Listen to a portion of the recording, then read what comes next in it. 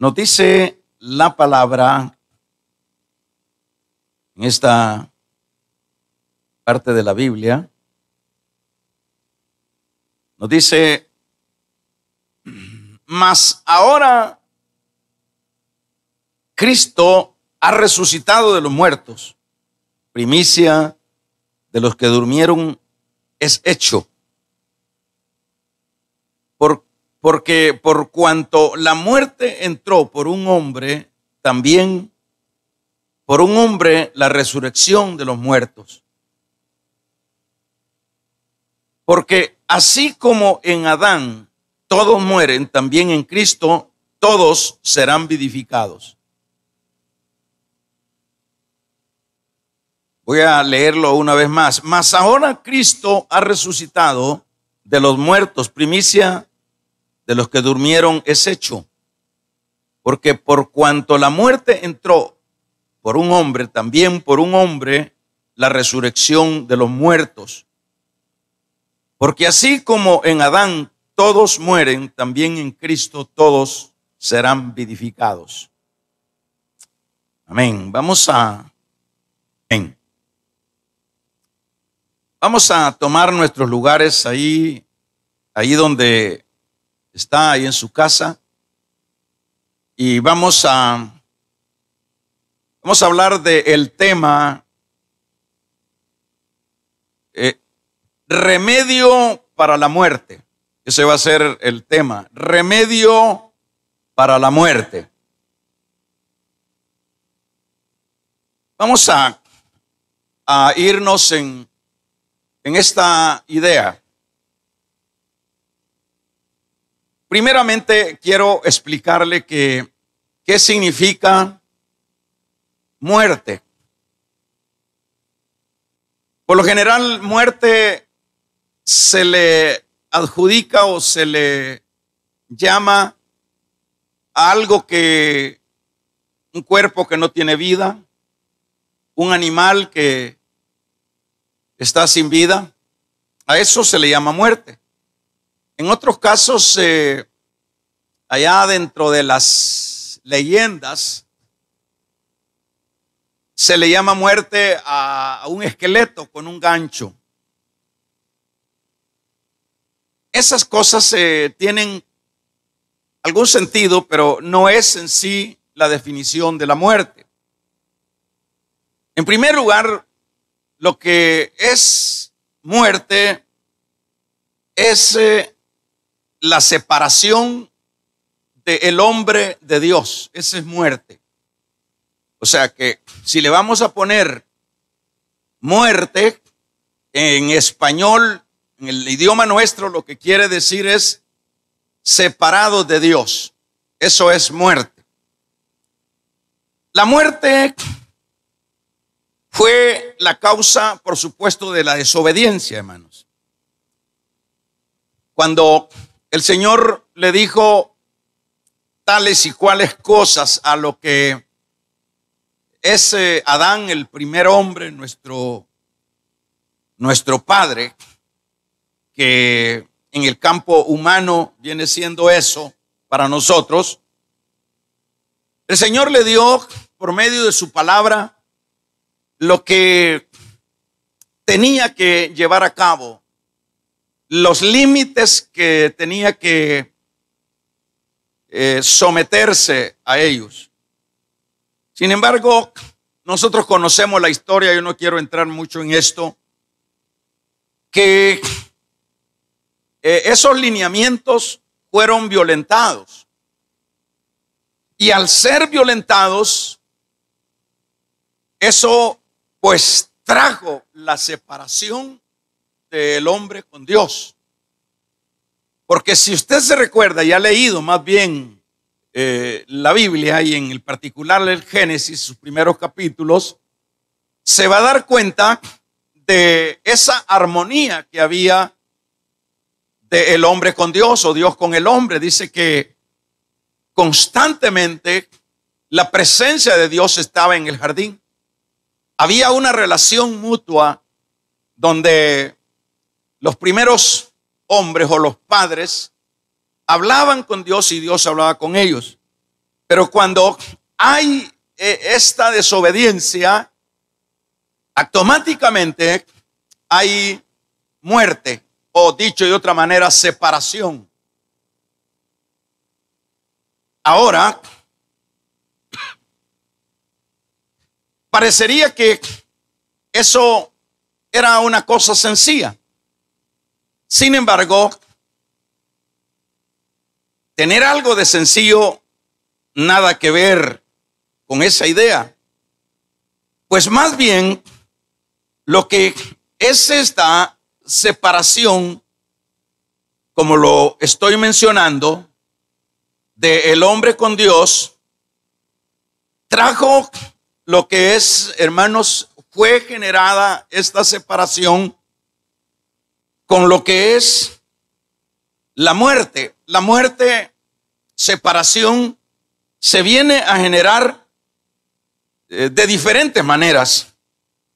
Por ejemplo, las enfermedades trajeron o fueron los agentes que trajeron muerte a la persona que estaba viva, a la persona que tenía esa relación. Me refiero allá en el jardín. Las enfermedades, los accidentes, las edades de las mismas personas que se van envejeciendo, y por ende llega la muerte. Por el hambre. Han habido durante la historia de la raza humana inmensidad de muertes por causa del hambre.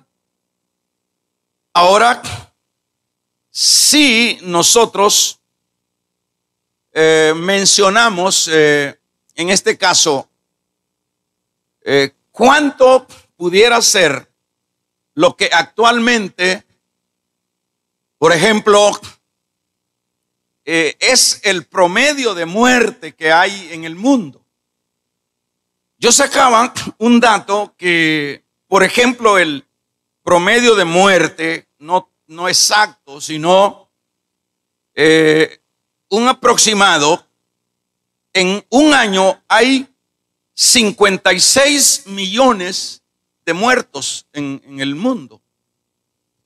56 millones sería la muerte prácticamente de casi lo que generó la Segunda Guerra Mundial, que se cree que anduvieron como por unos 60 millones de muertos. Al hablar de 56 millones de muertos, sin incluir guerras, sin incluir pandemias, como por ejemplo sería el caso de hoy, que a lo que se le llama pandemia es cuando una enfermedad abarca todo el globo de la tierra. A eso se le llama pandemia. Sin mencionar esos casos, como decíamos, y pudiéramos atrevernos no mencionar también lo que es la violencia o la muerte que genera la violencia.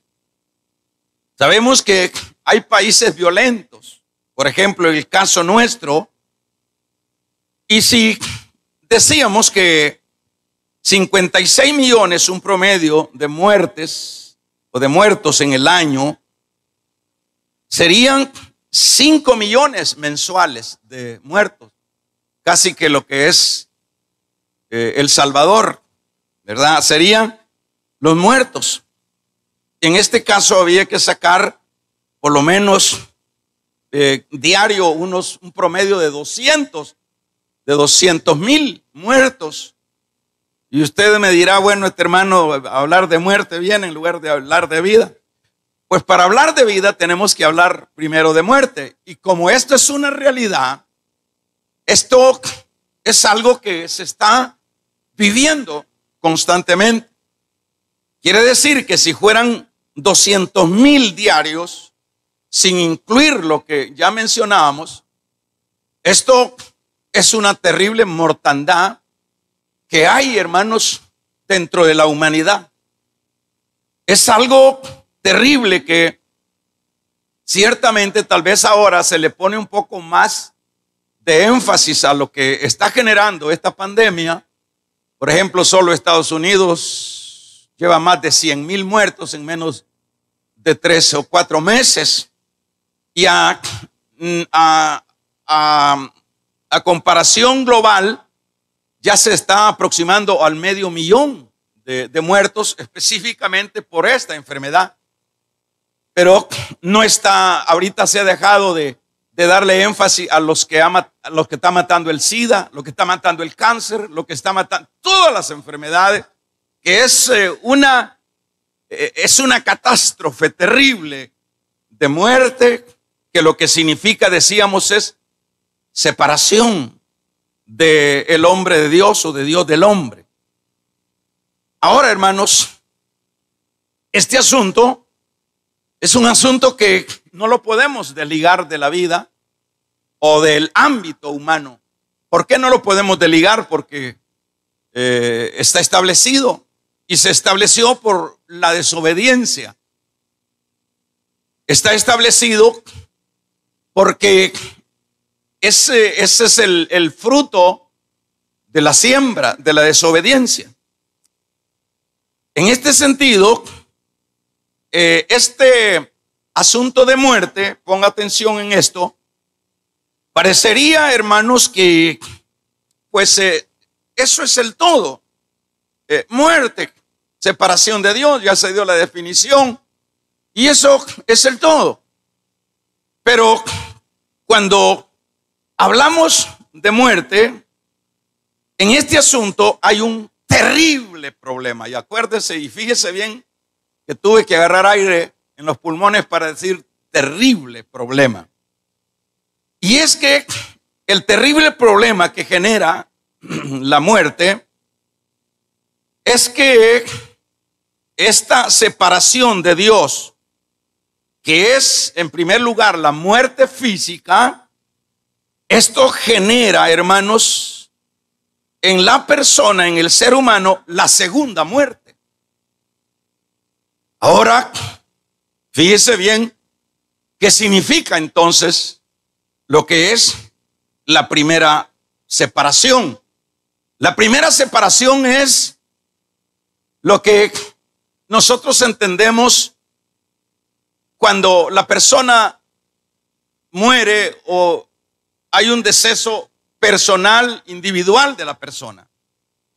A eso se le llama la primera muerte. Y por supuesto dije que esa es la consecuencia de la desobediencia, y eso es porque cuando la persona desobedece, de inmediato hay una separación, muerte, pero que esa muerte abarca la parte física, pero que aparte de esa parte física está la otra parte terrible, que es la segunda muerte. Y en este caso de lo que es la segunda muerte, imagínense qué tragedia. ¿Por qué entonces hay que ponerle interés y por qué es importante hablar de estos temas? Y sobre todo ahora que localmente o mundialmente se está dando una contabilidad de los decesos, de la muerte por causa de lo que ya decíamos. En este caso, la segunda muerte es, hermanos, prácticamente aquella situación que lleva al ser. Voy a hablar del ser, porque ya cuando se da la primera muerte ya hay una separación, está separado el cuerpo y hay una separación del alma y del espíritu. Pero que en este caso voy a hablar del ser, ese ser que le toca pasar a lo que es la segunda etapa de la separación, que es la segunda muerte. Este asunto es tan terrible porque la persona, al hablar de segunda muerte, no es otra cosa sino el fuego eterno. Es decir, ahí en ese caso Por ejemplo, en este momento, todavía las personas de ese número redondo que estoy mencionando de decesos cada año, que dije que oscila entre 56 millones en el año, que oscila en 5,000, en 5 millones mensuales y un promedio de 200,000 diarios. Por ejemplo, cuando esta cantidad de almas, en primer lugar, están saliendo de sus cuerpos sabemos que van hacia la tierra, como se lo dijo el Señor a Adán: de la tierra eres, a la tierra irás. Está hablando del cuerpo. Este cuerpo pasa a lo que es la tierra donde fue tomado. Pero la parte inmaterial, que es el alma y es el espíritu, que es en sí la entidad, que es en sí la persona. Porque la persona, ya lo hemos dicho muchas veces, no es el cuerpo. La persona es ese ser inmaterial que hace mover al cuerpo, que impulsa al cuerpo. Por ejemplo, el alma se considera como las emociones, el corazón y todo eso. Y que el espíritu es la parte que da vida a esos tres elementos.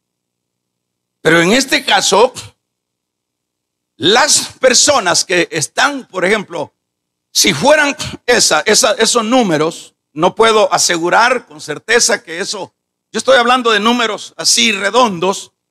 Imagínense cuántas personas están en este momento, como yo señalaba un día de estos, en la fila de la grada. Están esperando, o más bien les tocó el turno para ir cumpliendo esos, diríamos, 200,000 que se llevaría a cabo en el caso diario, ¿verdad? Cómo esas personas de inmediato salen de su cuerpo y en este caso sus partes inmateriales son llevadas al Hades. En el Hades se le llama, como lo diríamos aquí en términos comunes nuestros, le llamaríamos la antesala de lo que es el infierno. La Biblia, hermanos, la Biblia se dice, y realmente es una verdad, que siempre la Biblia enfatiza más de lo que es esa parte de condenación o del infierno que del cielo. Pues siempre lo que Dios ha querido es que el hombre reaccione cuando le da más énfasis a lo terrible que a la vida. Y en este caso, esas personas caen a ese lugar que le llama la Biblia Hades. Por ejemplo, en Lucas nosotros lo podemos como ver a partir de el versículo número 23 del 16. Habla de que aquel hombre, dice la Biblia, rico, y no se entienda que los ricos son los que tienen que caer en el Hades. Está hablando, en este caso, de su conducta, de la conducta del hombre que cayó en ese lugar. Y ya vamos a ver cómo vivía él. Y ahí cae, dice, muere, dice, el Lázaro, y muere a la vez el rico, y en el Hades alzó sus ojos estando en tormento. Vamos a ver, ya eso es ya un preludio a lo que es la condenación eterna con respecto del lago de fuego. Cuando la persona, es decir, los elementos inmateriales caen a ese lugar, ¿verdad? Cuando caen ahí, no es que la persona no tiene razón, no siente, no tiene voluntad, porque la persona es ese ser inmaterial que se compone de sentir, voluntad y razón. Esos tres elementos están prácticamente presentes ahí en esa situación. En este preciso momento son cantidades los que están cayendo, hermanos, ¿verdad? Están cayendo y están cayendo para que se pueda llevar a cabo la cantidad que contabilizan los que manejan estos asuntos en el mundo. Es increíble que cuando dice la Biblia que el hombre, ya fíjese que el cuerpo está por ahí, pero dice, y en el Hades alzó sus ojos. ¿Qué es el Hades? Es la antesala, para mientras viene el juicio completo, para que aquellos que murieron físicamente una vez pasen a la segunda muerte, que es el lago de fuego, donde dice la misma palabra que el gusano no muere. Vaya a decir a alguien que mensajito más de consuelo, y sobre todo ahora que necesitamos mucho consuelo. La palabra de Dios, hermano, siempre trae consuelo. La palabra de Dios es viva y eficaz. Y la palabra de Dios, aquí en estos púlpitos no podemos venir a contar chistes, cuentos, asuntos filosóficos. Aquí no podemos venir a contar, hermanos, asuntos científicos. El apóstol Pablo le dijo a Timoteo: predica la palabra, porque es la palabra de Dios la que hará reaccionar a los hombres. Es la palabra de Dios la que nos alentará, nos ubicará. Por eso es triste oír púlpitos llenos de filosofías, púlpitos llenos, hermanos, de ciencia y de cosas más triviales que de la palabra de Dios. Y le digo esto por si se está quejando, pues lo que está escuchando es palabra de Dios. Y la palabra de Dios, hermanos, revive. La palabra de Dios estimula. La palabra de Dios levanta. La palabra de Dios, dice el Salmo, que es lámpara a nuestros pies y es lumbrera en nuestro camino. Entonces tenemos una bendición de estar escuchando este tema. ¿Y cuál es el tema? Remedio para la muerte. Ese es el tema de esta tarde. Porque entonces sigo con la idea, esto solo fue un paréntesis, y vemos, hermanos, que cae la persona o cae la parte inmaterial, y esa parte inmaterial dije que tiene sentir, que tiene voluntad y que tiene razón. ¿Por qué? Porque ahí lo que nosotros leemos, yo no tengo tiempo, pero usted lo puede leer de el versículo 23 de Lucas 16 en adelante. Usted lo puede leer tranquilamente y va a ver que esa parte inmaterial conversa, esa parte inmaterial suplica, esa parte inmaterial está haciendo una petición al padre Abraham. Y quien está hablando ahí es alguien que profesaba el judaísmo, porque le llama padre Abraham y le dice: padre Abraham, manda a Lázaro que moje la punta de su dedo en agua y refresque mi lengua, porque estoy atormentado en esta llama. No solo tiene sentir, porque eso es sentir, siente, hermanos, y no solo tiene razón, está razonando que ahí ese lugar es horrible.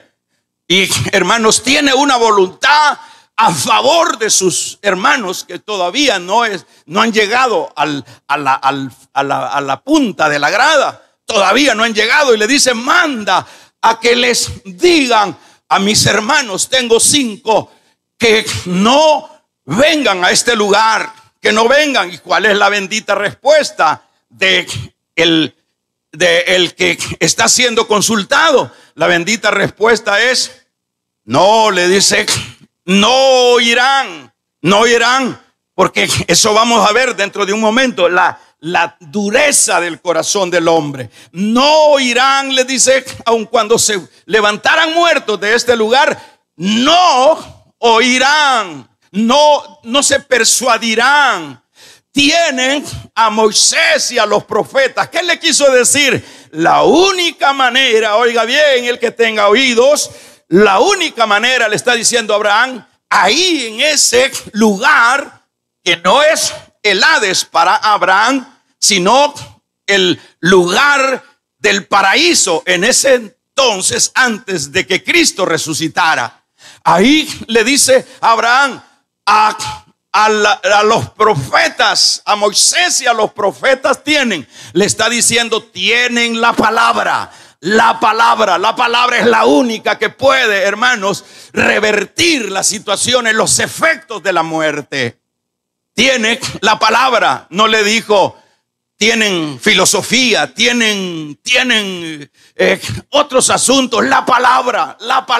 Por eso es que necesitamos estudiar la palabra. Por eso es que necesitamos profundarnos en la palabra. Por eso es que dice Juan en su capítulo 5:39, escudriñar las escrituras, porque en ella me parece que os hallaréis vida eterna. O sea que lo que necesitamos es escudriñar la palabra. Y ahí nosotros vemos lo terrible que es ya una parte que no es la total de la segunda muerte. Terrible. Segunda muerte. Y vamos a ver, si gusta, vemos en el capítulo número 21, número 8 de Apocalipsis. Vamos a buscarlo rápidamente antes que se me duerma. En el capítulo número 21 de Apocalipsis, use su Biblia. En el 21, versículo 8, leemos lo que a la letra dice: pero los cobardes, los incrédulos, los abominables, los homicidas, los fornicarios, los hechiceros, los idólatras y todos los mentirosos, que dice, tendrán su parte, ¿a dónde? En el lago de fuego que arde con fuego y azufre, que es, como dice ahí, la segunda muerte. Esa es la segunda muerte. Por ejemplo, el hombre del que me estoy refiriendo, de Lucas, tuvo la primera muerte. La primera muerte. Y fíjense que es importante. Yo decía, por ejemplo, haciendo números redondos de toda esta cantidad de mortandad que hay, segundo a segundo, que es el efecto de lo que ya mencioné. Por ejemplo, hermanos, esto es una situación que también lo que dice el separarse de Dios es una actitud que lleva al hombre a hacer lo contrario de lo que es agradar a Dios. Y por ejemplo, aquí vemos en este versículo número 8 que lo que el hombre luego que se separa de Dios, ya ve usted allá, primero el miedo que le viene, temor, y segundo, mentira. Ya ahí está ya la maldad, hermano, la mentira. Porque yo digo que el Señor, y lo leemos en el Génesis, cuando el Señor le aparece a Adán, no le aparece Dios con un garrote, no le aparece Dios con, hermanos, con una sanción. Le aparece esperando una reacción del hombre, esperando una reacción, es decir, esperando un arrepentimiento. Pero contrario a lo que Dios esperaba, lo que nosotros vemos es que pues nadie tenía la culpa. ¿Y cómo se llama eso? Mentira. Le dice la mujer que me diste, echándole la culpa más bien a Dios. Y luego le pregunta a la otra, que fue la que, hermanos, llevó a cabo por ser independiente de su cabeza, ¿verdad? No le consulta su cabeza. Ella dice, no, la serpiente. Entonces el Señor está escuchando. Ahí que estamos viendo nosotros ya un cúmulo de actitudes, de acciones, de palabras, de mentiras, hermanos, que es prácticamente el resultado de la separación de Dios. Lo que vemos ahí es temor, lo que vemos ahí es echarle la culpa al mismo Dios, lo que vemos ahí, no, yo no soy el culpable, lo que vemos ahí es mentira.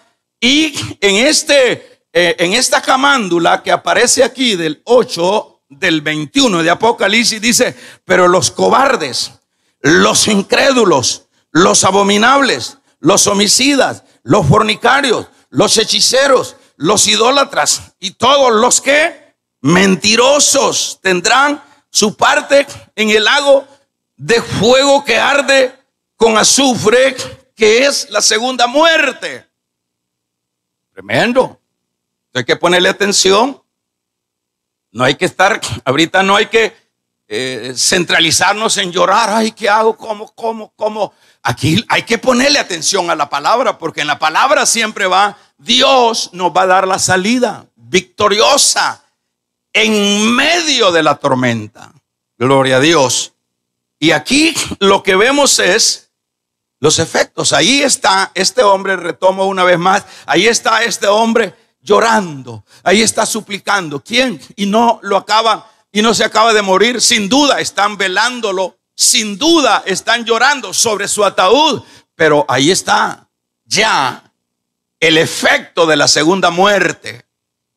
Ya, y eso ya es irreversible. Es antesala, aunque parecería antesala, porque es antesala. Porque antes de que Cristo no hubiera muerto, no hubiese resucitado, ahí iban las almas de los que se dedicaban a la mentira, a la fornicación, al adulterio, al homicidio, a la hechicería, a la idolatría, a la mentira. Ahí iban todos cayendo, y también iban los justos, como un Abraham. Ahí iban los santos, como hermanos, como los profetas. Ahí iban cayendo los santos, solo que con la diferencia que en ese lugar del Hades había un lugar superior y uno inferior. El lugar inferior era el lugar de tormento, y el lugar superior era el lugar de refrigerio. Y luego que Cristo, hermanos, resucita, dice en la carta Pablo a los Efesios, él dice: llevó cautiva la cautividad. Cuando Pedro habla de que él fue a las profundidades de la tierra, luego de haber muerto, a predicar el evangelio, él dice, Pablo allá llevó cautivo entonces la cautividad. Y cuando Pablo en el capítulo 12 del libro de Hechos de los Apóstoles dice: yo conozco a un hombre, no sé si en el cuerpo o fuera del cuerpo, pero de ese hombre me gloriaré. Más bien dice: fui al tercer cielo. En esa ocasión Cristo llevó ese lugar de reposo con todos los santos del antiguo tiempo, y los santos de la iglesia que ya hubiesen muerto en ese preciso momento fueron llevados. Por eso se levantaron el día que Cristo murió de las tumbas. Las personas que habían sido muertas salieron y llegaron a la ciudad y espantaron a muchas gentes en la ciudad. Eso lo estoy diciendo para que podamos descifrar, porque si no descifro esto va a haber una confusión. Entonces ahí caen todos y ahí les toca a todos. No, siempre, hermanos, estoy haciendo la salvedad de lo que es una cosa y lo que es otra. En este sentido es terrible. Entonces es terrible lo que genera la separación de Dios. Lo que genera la separación de Dios es todo lo malo. Y dice Pablo a los romanos en su capítulo 6, verso 23, porque la paga del pecado es muerte. Es decir, está hablando de esa segunda muerte. Eso tiene repercusiones. Esto es terrible. Y esa es la realidad de lo que está sucediendo. Por ejemplo, vamos a ver cómo se puede hacer. En este panorama, ¿quién puede tener como una solución a este asunto de la muerte? No hay solución. En este asunto de la muerte no hay. Aquí no hay dinero. Aquí no hay poder en este asunto, no hay quien pueda, hermanos, dar una salida a este asunto. Y lo digo con toda propiedad, porque aun cuando las personas tengan el poder económico, de todos modos siempre está establecido que hay que morir, pero dice la Biblia que después viene el juicio. ¿A qué se refiere?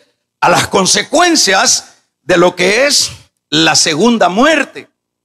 Ahora, ¿quién puede? El dicho común que se escucha por ahí, fíjese qué tremendo es esto. Imagínense, pongámonos a pensar cuántas personas están teniendo un desengaño en este momento. Cuántas personas están recibiendo la promesa hecha en la palabra en este preciso momento. Tanto los unos como los otros están recibiendo el fruto de su siembra, o diríamos, hermanos, el resultado de su fe, si es en el caso de los que vinieron a Cristo y si es en el caso de los que no quisieron nada con Cristo. Ahí viene.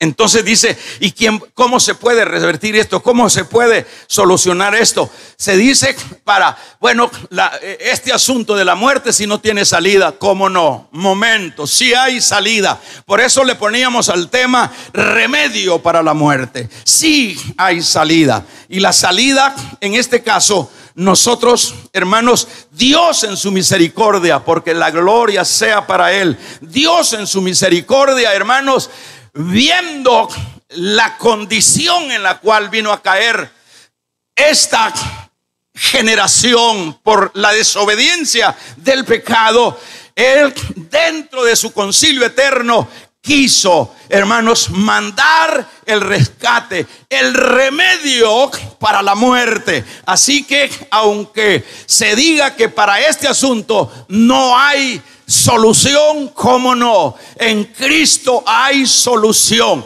En Cristo hay victoria. En Cristo la muerte es vencida. En Cristo sí es posible, porque Él trae la autoridad. Por medio de esa autoridad y del poder del Espíritu, las cosas se revierten en este caso tan terrible como es la muerte. Y eso es lo que nosotros vamos a ver, hermanos, en este caso. Por ejemplo, vamos a ver algunos versículos. Nos dice la palabra que Él envía a su Hijo, que es en este caso el remedio para el mal terrible. Veamos Marcos 5:39. Vamos a ver algún par de versículos para que veamos y comprobemos con la palabra.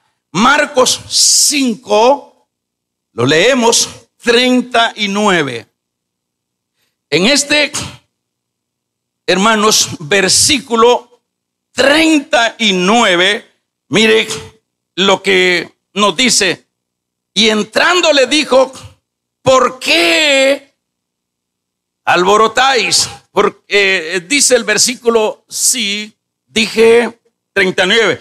Y entrando le dijo, ¿por qué alborotáis y lloráis? La niña no está muerta, sino duerme. Aleluya. Aquí este es el remedio para este mal terrible, que lo primero que hace es generar la muerte primera, y segundo, la segunda muerte, que es la condenación eterna. Pero aquí vemos cuando ya viene el remedio. Bendito y alabado Dios por el remedio, por la misericordia de su grande amor. Lo leo, a mí me encanta esto, hermanos. Y entrando les dijo, ¿por qué alborotáis y lloráis? La niña no está muerta, sino que duerme. Y se burlaban de él, mas él, echando fuera a todos, tomó al padre y a la madre de la niña y los que estaban con él, y entró donde estaba la niña y tomando la mano de la niña le dijo: Talita cumi, que traducido es: niña, a ti te digo, levántate. Precioso, ¿verdad? Aquí vemos, hermanos, que para todo entonces hay medicina. No importa cuál sea la tragedia, no importa cuál sea la situación humana, el hombre siempre, Dios no lo ha dejado a la deriva.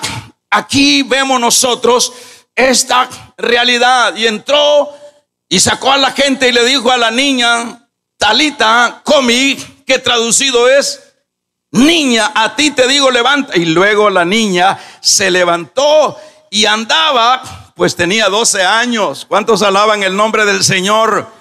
Eso es lo que nosotros estamos viendo. Y vámonos al capítulo 3 de Juan, verso 36.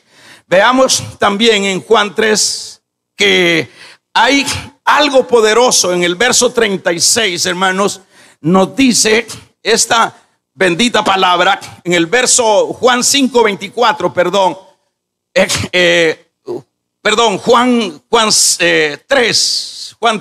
Juan 3. Oigan lo que dice Juan 3. Dice en el versículo 36, es importante ver esto: el que cree en el Hijo tiene vida eterna, pero el que rehúsa creer en el Hijo no verá la vida, sino que la ira de Dios está sobre él. Es decir, aquí nosotros vemos, hermanos, esta victoria. Y por ejemplo, si vemos en el caso de Juan 11:41, cuando se refiere al caso de Lázaro, ahí nosotros podemos ver en el verso 41 que el Señor es abordado por las mujeres que estaban angustiadas. Pero vemos en el 40, entonces quitaron la piedra de donde habían sido puesto el muerto, y Jesús alzando los ojos a lo alto dijo: Padre, gracias te doy por haberme oído. Yo sabía que siempre me oyes, pero lo dije por causa de la multitud que está alrededor, para que crean que tú me has enviado. Y habiendo dicho esto, clamó a gran voz: Lázaro, ven fuera. Y dice el verso 44: y el que había muerto salió, atadas las manos y los pies con vendas, y el rostro envuelto en un sudario. Y Jesús le dijo: desátenlo. Y le desataron. Este estaba muerto. ¿De cuántos días estaba este? De 4 días. Bendito y alabado sea el nombre del Señor. En Tesalonicenses 4, hermanos, 4, versículo número 16, 13 en adelante de la primera carta, habla el apóstol Pablo a los tesalonicenses: no los entristezcáis como los que no tienen esperanza, porque el Señor mismo con poder y con trompeta de Dios descenderá del cielo, y los muertos en Cristo resucitarán primero. Gloria a Dios, resucitarán primero. Es decir, esto es importante ver el remedio funcionando en medio de una humanidad atormentada por la muerte. Aquí nosotros vemos esta realidad. Ahora, hermanos, como para ir dándole ya finalización a esto sí que es una de las grandes noticias. Por eso es que le decía que hay que tener paciencia para terminar de oír la palabra, terminar de oír el mensaje. ¿En qué sentido? Le decía que hay que tener paciencia, porque a la verdad, aunque pareciera que estamos hablando de un asunto fatal, hermanos, sí, hay que abordar el asunto fatal, pero en este asunto fatal hay esperanza. En este asunto fatal hay, hermanos, vida. en este asunto fatal hay medicina para el mal. Y la medicina para este mal es Jesucristo. Es Jesucristo. Es decir, no está perdido todo. Así que no es el dinero que revertirá la muerte. No son los médicos más especializados que revertirán la muerte. No es el poder. No es la religión que revertirá la muerte. El que es el remedio para la muerte se llama Jesucristo. Ese es el remedio para la muerte. Ahora, hermanos,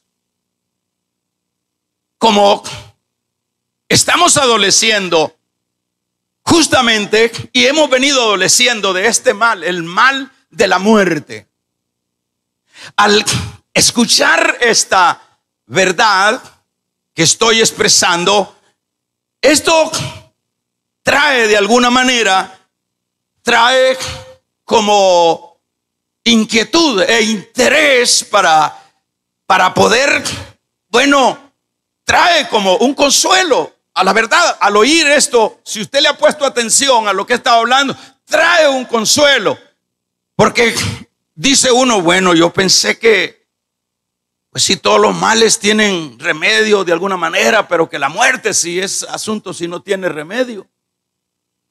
¿Acaso eso no trae a la vida un consuelo? El saber que hay un remedio para aquellos que se separaron de Dios y que por haberse separado de Dios murieron físicamente, tuvieron la primera muerte y que por ende van a la segunda fase de la segunda muerte. ¿Acaso eso no trae consuelo? Claro que trae consuelo. Claro que trae consuelo. Por ejemplo, se dice que Martín Lutero, antes de convertirse a Cristo, era un monje, y lo que se habla de él, es decir, de su vida personal, que era un hombre que veía que, dicen que su vida en el monasterio era orar, era confesar y confesar, porque leía la palabra y veía, hermanos, la severidad de la justicia de Dios, de la ira de Dios. Y decía Martín Lutero, ¿cómo puede decir uno, el hombre humano, librarse de esta ira que hemos llevado nosotros, que hemos causado nosotros por nuestros pecados a Dios? Y esa es la razón por la cual dice que él era increíble. Se tiraba horas 6, se tiraba 4 horas confesando, y ya iba a acostarse y buscaba un cura para confesar lo otro que le faltaba. Se le venía en pensamiento, esto no lo he confesado, hasta que un día, hermanos, él llegó a comprender dentro de su angustia posteriormente que el justo por la fe vivirá. Y cuando él ve que la justicia de Dios, dice Romanos, se revela a los inicuos, a los malvados, pero la ira de Dios se revela a los malvados, pero por su justicia somos redimidos. Es decir, hermanos, es un gran consuelo oír que hay, hermanos, esperanza en medio de la tragedia. Pero claro que esto que estoy diciendo anima, pero hay, por lo menos yo voy a hablar para finalizar, de 2 condiciones. Porque muchas veces cuando se ofrece el producto de una manera así muy sin mayores compromiso, anima a la gente, y sin duda muchos están diciendo, bueno, qué bueno, entonces, pero de todos modos me voy a morir, dice, aunque no nos libramos de la muerte, siempre nos vamos a morir. Pero una cosa es tener la primera muerte y otra cosa es la segunda muerte. Porque, por ejemplo, cuando estamos hablando de los que Pablo dice en Primera de Tesalonicenses, que los muertos resucitarán primero y después nosotros los que estemos vivos, está hablando prácticamente no Por ejemplo, cuando leíamos en Marcos lo de la niña, dice, no lloren, ¿por qué os alarmáis? La niña duerme. Entonces quiere decir que para los creyentes, la muerte no es el acabose. La muerte es un sueño en un sentido literario, es un sueño que es contrario a lo desastroso de lo otro. Es decir, es un reposo el sueño para el creyente. Es algo que no es lo que sería la muerte eterna. La segunda muerte es un refrigerio. Es algo, por ejemplo, los hermanos que ya nos antecedieron en esa parte inmaterial, aunque sus cuerpos están todavía en la tierra, esos están felices, esos están, hermanos, llenos de gozo, esos están, porque Pablo lo dijo, pues, y eso pues lo aseguramos con la misma palabra, porque cuando Pablo habla de que él conoce a uno que fue al tercer cielo, ¿a qué se refería Pablo? Se refería a él mismo. En una ocasión a él en Listra lo mataron y su cuerpo quedó ahí, y lo inmaterial le dio un tour el Señor allá hasta el paraíso, al tercer cielo. Y dice Pablo que vio cosas que ojo no vio. Dice Pablo que vio cosas inefables. Inefable lo que quiere decir que es imposible describirlas. Es tanta la gloria. Así que los que nos han antecedido, anclados en la esperanza de Cristo, hermanos, esos no han muerto, esos están en victoria, esos están gloriosos en ese paraíso de Dios. Esa es una gran noticia para aquellos que hoy precisamente están adoloridos por sus seres queridos. Y esto va para todos aquellos que han perdido y han dicho, se murió. ¿Acaso no dice la palabra, sea que vivamos o sea que muramos, somos del Señor? Y dice, pero es diferente. Esto es glorioso. Estas almas, esta parte inmaterial, están disfrutando del paraíso. ¿Cómo es el paraíso? Dice Pablo que él no lo pudo descifrar. Inefable, eso es lo que quiere decir. No se puede como describir. Tiene calles, es una gloria de gloria. Es decir, Pablo no estaba ahí dormido, porque el término se puede entender que está dormido, no sabe nada. No, es como Lázaro tampoco, cuando cae allá luego de que muere, él no está dormido. Solo es un término bíblico. La niña duerme, es decir, no es lo que ustedes piensan.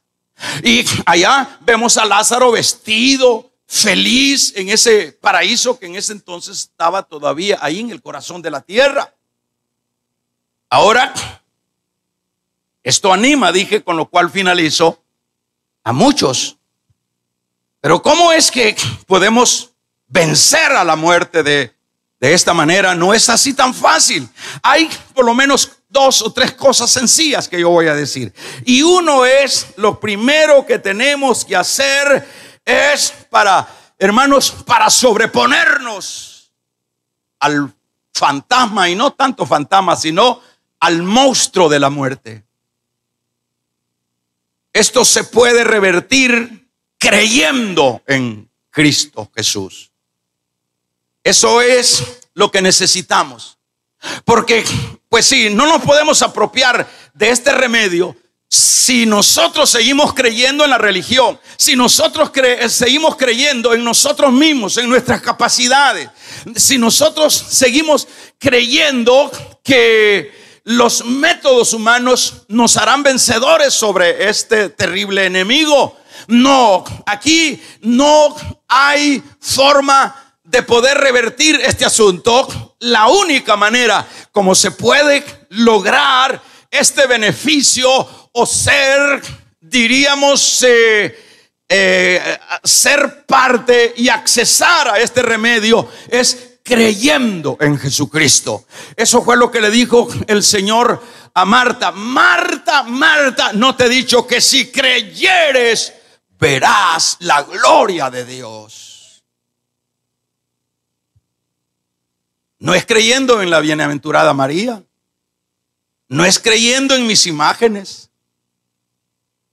no es creyendo en mi poder económico, no, es creyendo en Cristo. Es creyendo en Cristo. Y eso lo vamos a ver, como decíamos, en Juan. Veámoslo una vez más en Juan 3:36. Y lo que vemos es: porque el que cree en el Hijo, ¿qué dice? Tiene vida eterna. El que cree en el Hijo. El que cree en el Hijo, el que cree en el remedio, ese tiene vida eterna. O sea que las condiciones para ser provechosa la medicina que revierte el mal de la muerte es creer. Esto es impresionante, este versículo número 36. El que cree en el Hijo tiene vida eterna. ¿Leyeron bien? ¿Se leyó bien? No dice van a tener vida eterna. Dice tiene, está hablando del presente. Por eso es que Pablo allá en la primera carta a los Corintios, en el capítulo 15, habla: sorbida es la muerte en victoria. Tremendo. El que cree en el Hijo tiene vida eterna. Ese es el remedio para la muerte. El que cree en el Hijo tiene vida eterna. Váyase a Juan 6 también. El mismo Juan, capítulo número 6, versículo 35. En este versículo dice textualmente: Jesús le dijo: yo soy el pan de vida. ¿Qué más dice? El que a mí viene nunca tendrá hambre. Y el que en mí cree no tendrá sed jamás. O sea que el remedio lo tenemos. La medicina del mal que no puede ser resuelto en la base humana, lo tenemos. Ahora, un segundo aspecto para este asunto es el siguiente. Hermanos, guardar su palabra. Ya ve que es tan fácil obtener el remedio con solo creer. Y eso es lo que la gente, lo que hemos hecho los creyentes. Por ejemplo, ¿cuántos creyentes, yo digo creyentes evangélicos, en este periodo de pandemia han muerto? Yo decía en la mañana que, por ejemplo, solo en Estados Unidos, solo pastores han muerto, no menos, ya casi cerca de 200 pastores en Estados Unidos. De ahí súmele a los demás que porque ahí viene el diablo. Mire, se mueren los pastores, miren, ¿y cómo es eso que Dios está con ellos? Pero es que por eso es que hay que estudiar la palabra. El que le dijo el Señor a Marta: Marta, no te he dicho que si creyeres verás la gloria. Mi hermano vivirá, él va a resucitar. Le dijo: mi hermano va a resucitar allá en el futuro. Yo soy, le dijo el Señor, la resurrección y la vida. Yo soy la resurrección y la vida. Es decir, todos sus hermanos, de ahí súmele todos un montón de hermanitos que se están muriendo, pues, y que esto no para. Todos esos, este asunto de la muerte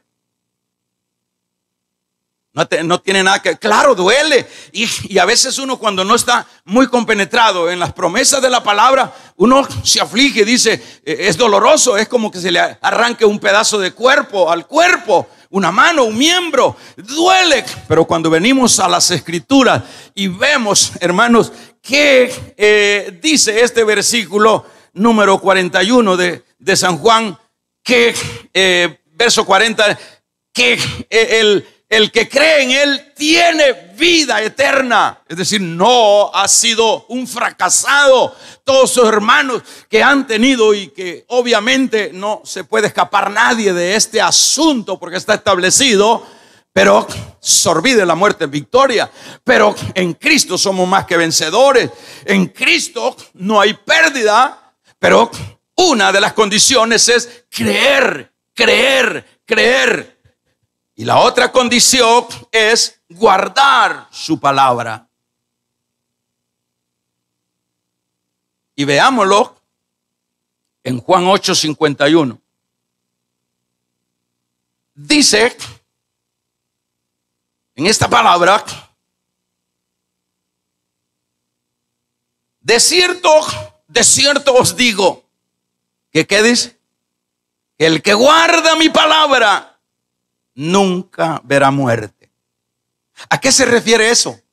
Bueno, que esa es la parte que a nosotros nos corresponde si queremos vencer el monstruo de la muerte. Lo que nos corresponde es creer, que es tan sencillo. Creer en un sentido, no en un sentido superficial, porque los demonios creen, dice Santiago, y tiemblan. Es decir, creer. Como dice, si creyeres en tu corazón que Jesús se levantó entre los muertos, si creyeres en tu corazón, en tu boca, en tu corazón y en tu boca está la palabra cerca de ti, que si confesares que Jesús se levantó, si creyeres que Jesús se levantó entre los muertos, serás salvo. El creer que Jesús es el campeón, que Jesús es el que se levantó, porque yo no me consta que resucitó, pero el justo por la fe vivirá. Yo creo que Él resucitó. A esos creyentes es que se refiere. Y en este caso, en 8:41 o 51, está diciendo, hermanos, con respecto a lo otro, que en el 51 está diciendo: el que guarda mi palabra, el que guarda. ¿Qué significa este asunto de guardar su palabra? De cierto digo, que el que guarda mi palabra nunca verá muerte. Digo estas últimas palabras en este detalle, que lo que significa es que ya ese que creyó ya va a vivir de acuerdo a la luz de la palabra. Ya su manual va a ser las Escrituras. Ya su brújula va a ser la palabra. Ya su conductor va a ser la Biblia. Y por eso es, hermanos, que hay muchas incoherencias. Por eso es que nosotros escuchamos a todo mundo, por ejemplo, ahora, y con todo respeto, todo mundo se adjudica lo de Dios. Todo mundo, cuando viene este problema de la muerte, a todos los becamos para el cielo. Pero no, esto hay que aclararlo, al cielo solo, es decir, son herederos de los cielos y de las promesas eternas los que creyeron por la fe que Jesús es el Señor, y los que guardaron y que vivieron dentro de su vida guardando su palabra. Esa es otra cosa, guardar su palabra. No, pero si yo vivo, bueno, yo vengo a una iglesia, yo soy miembro de una iglesia, pero jamás he leído la Biblia, y si la he leído, jamás he puesto en práctica lo que dice esa palabra, estoy contradiciéndome. Aquí nos ponemos al hilo, aquí nos tomamos el remedio, o no estemos hablando tonterías. Sí, ¿cuánta gente lee que no hay que robar? ¿Cuánta gente aquí? Todo. Este es un manual tremendo, es un compendio de principios poderosos que hay que ponerlos en práctica. La Biblia nos habla hasta de las conductas que debe tener el amo con los siervos con los amos, los hijos con los padres con los hijos, el gobernado con los gobiernos con los gobiernos. Es decir, en todos los campos nosotros tenemos palabra de Dios acá. Cómo debemos de ser justos, cómo debemos practicar el amor, cómo debemos de desenvolvernos en la vida. Eso es guardar su palabra. Pero la gente todo lo quiere, hermano, regalado. Es decir, todo lo quiere sin esfuerzo. Como yo decía en la mañana, siempre, hermano, la parte que Dios le toca hacer, esa es la parte de Él. Pero la parte que a mí me toca, esa es la parte mía y no me la va a venir a hacer Dios. Y en este caso la parte del hombre mortal es creer para tener acceso al remedio de Dios. Creer en ese remedio. La parte que me corresponde, eso es lo que a mí me corresponde. Dios no me va a venir a meter un cheat que diga creo. No, eso es parte mía. Eso es parte, porque Dios no me hizo un robot. La parte mía es guardar su palabra. ¿Cuánta gente dice el día que yo me muera, yo no le tengo miedo a la muerte, porque el día que yo me muera yo voy para el cielo? Hay que revisar primero, no estemos haciendo números chiquitos. Porque fíjese que le pongo el ejemplo del hombre que murió en Lucas, el rico que murió. El rico murió con su religión, y el otro murió con su fe. Es decir, Lázaro murió con su fe. El otro murió con su religión, que son cosas diferentes. El Lázaro tenía fe que en Cristo estaba el remedio. Y sin duda Lázaro decía, bueno, de algo me voy a morir esta noche. Tal vez hay una buena helada y me termino de morir. Yo sé. Como dijo Job, yo sé que mis ojos verán su rostro. O sea, veamos, hagamos un ejercicio de ver a los dos ellos. El otro se jactaba de sus logros y vivía para la gratificación del yo, y hacía banquetes y se ponía ropas espléndidas. Y se murió Lázaro, dice, y fue llevado por los ángeles al seno de Abraham. Y murió el rico y fue sepultado. Mire qué diferencia. Y sin duda, este rico decía, yo soy buen dadivoso, yo estoy dando buenas ofrendas ahí en el templo. Era un ferigrés del templo. El problema es, y así pasa a varias gentes y es importante aclarar esto, porque a usted no lo hace heredero de la vida el asistir a un local de iglesia, el tener una Biblia, el tener un uniforme. No, Señor. A nosotros nos hace parte de la herencia de Dios el creer en Él, el guardar su palabra, y un tercer aspecto es vivir para Él. Eso es lo que hará la diferencia. Pero la gente vive para su yo, como es el caso de él. Pero los dos estaban esperando. Hay gente ahorita que dice, no hay problema, yo no me aflijo con este virus. Yo sé que estoy con Dios. Revise primero, no esté haciendo las cosas a la loca. Revise primero si está en buena relación con Dios, porque le va a pasar las del rico.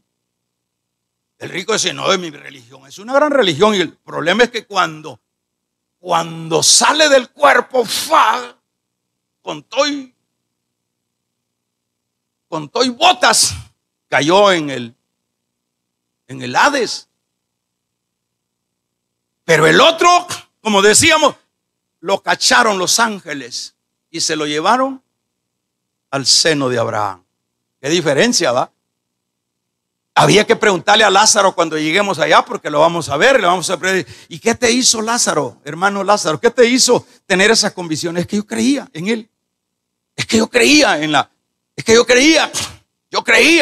yo creí en el Mesías. Aunque ese es un relato que el Señor hace de algo real, porque no es una parábola, de algo real, de nombres. Lázaro.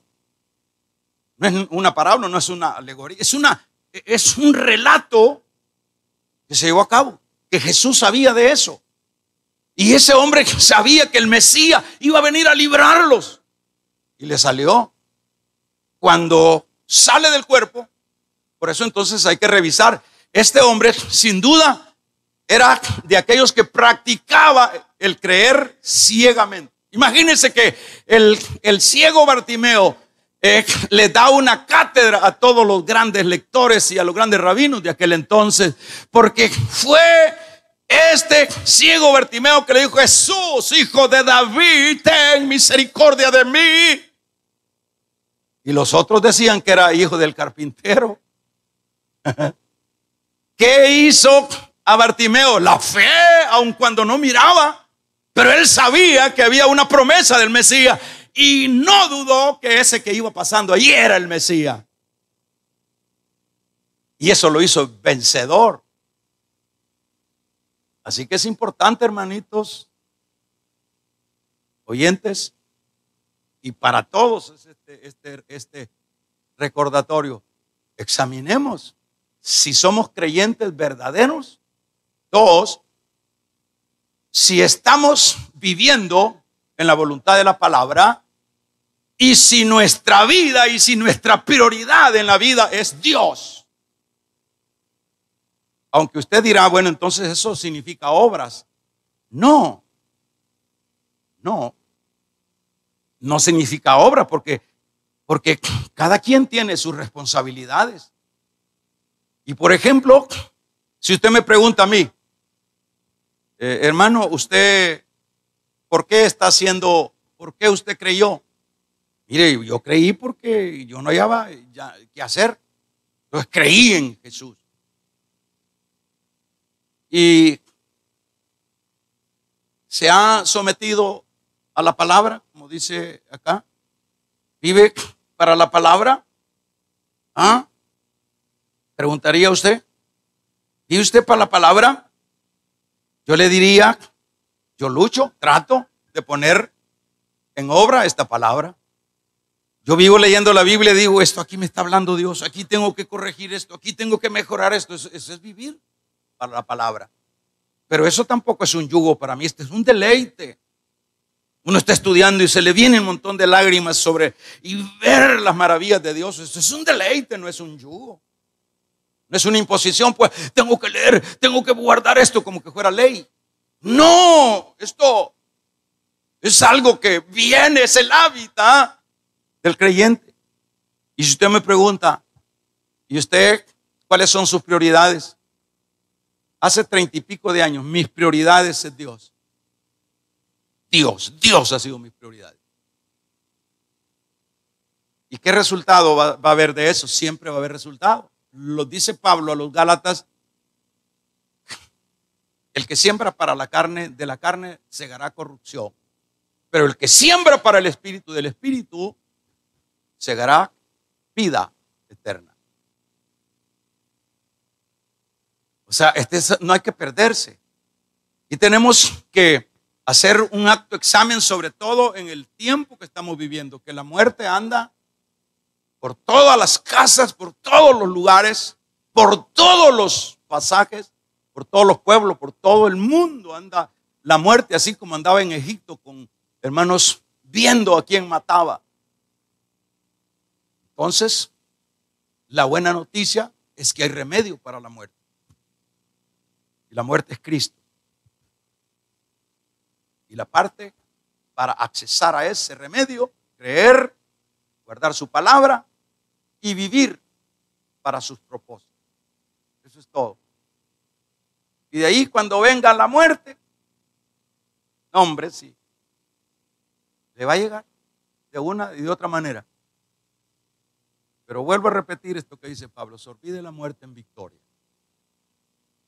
Así que hay remedios, señores, para la muerte. Los hermanos que se les han ido algunos seres queridos, tal vez esto les sirva en su dolor. Y que ese ser querido creyó, se sometió a la palabra, vivió para Dios. Repose, gócese. Yo en una ocasión, cuento esto y me voy ya, porque ya los cansé. Llegué a visitar a una hermana que se le murió su hija, una jovencita que cantaba en la iglesia de ella. A mí me dio un gran mensaje. Yo no tengo esa capacidad, no soy de esos, pero me dio una gran lección esa hermana. Siempre uno llega con algún dolor, con alguna compunción a dar algunas palabras a alguien. La cosa es que yo es el que llegué así con la cara agachada y ahí a la hermana, pero feliz.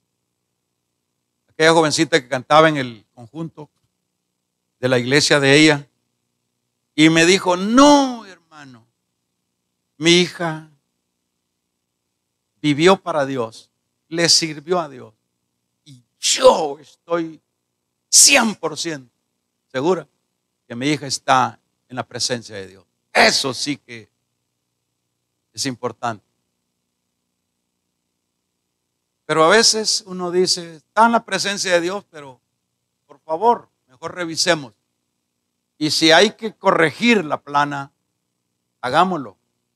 Los que van a creer esta noche, crean y van a ganar la vida. Cierre sus ojos. Voy a hacer una oración por usted. Esta tarde, diga conmigo en este momento, Señor, diga: yo creo en tu Hijo. Yo creo, dígale, en tu Hijo que vino a morir para salvar de la muerte a los pecadores. Aquí está mi corazón, aquí está mi vida. Me entrego para tu propósito. Te recibo como mi Señor y Salvador. A partir de ahora, quiero vivir de acuerdo a tu palabra y vivir para tus propósitos. Recíbeme. Te lo suplico en el nombre precioso de Jesús. Amén. Voy a hacer una oración por los que han hecho y han repetido esto que he hablado. Voy a hacer una oración por los que se han reconciliado, por los que se están entregando a Cristo en este momento, sea acá localmente, acá en el país o fuera del país. Voy a hacer una oración por ustedes.